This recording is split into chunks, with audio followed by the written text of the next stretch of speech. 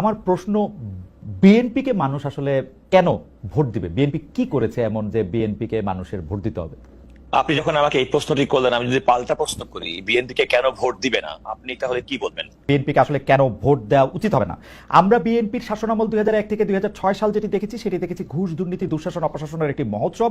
দুর্নীতিতে চ্যাম্পিয়ন হতে দেখেছি আমরা বিএনপিকে।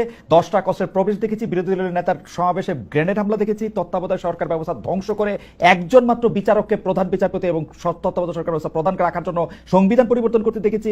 10 বছর, আমি যদি এর পরে আসি, এই 15 বছরের ফেসিবাদী ব্যবস্থায় বিএনপি নিজেরা কনফিউজ ছিল, জনগণকে কনফিউজ করেছে। আমি 2018 সালের ইলেকশনটাই সময় নাই, শুধু চট করে একটু বলি। 2018 সালের নির্বাচনটার মধ্যে এই নির্বাচন আনুষ্ঠানিকভাবে বর্জন তো করা হয়ই নাই। সেই নির্বাচনে কারচুপি সম্পূর্ণভাবে নিশ্চিত হওয়ার পর বিএনপি তার সংসদ সদস্য 6 জন বা 5 জনকে শপথ নিতে পাঠিয়েছে এবং মহিলা সদস্য আসলে কোটাটাও নিয়েছে। তারেক সাহেবের কথা যদি বলি, আমরা দেখেছি তারেক সাহেব এই সময়ের মধ্যে সবচেয়ে ভালো ভালো কথাগুলি বলতেছেন, সে কথা সত্য, কিন্তু তার কথা যে কেউ শুনতেছেন না, সেটি হচ্ছে যে তারেক সাহেবের দলের লোকেরাই তার কথা শুনতেছে না। সেজন্য চাঁদাবাজির থেকে শুরু করে বিভিন্ন সন্ত্রাস, থানাঘেরাও এগুলি কিন্তু চলতেছে এবং তারেক সাহেবকে বারবার বলতে হচ্ছে এই নির্বাচন খুব কঠিন হবে এবং এই তৃণমূল কিন্তু আসলে বিএনপির কেন্দ্রীভূত না। এই হচ্ছে আমার মানে 1 মিনিটে ঊর্ধ্বর সাথে আমি যতটুকু বলতে পারলাম বললাম। এটা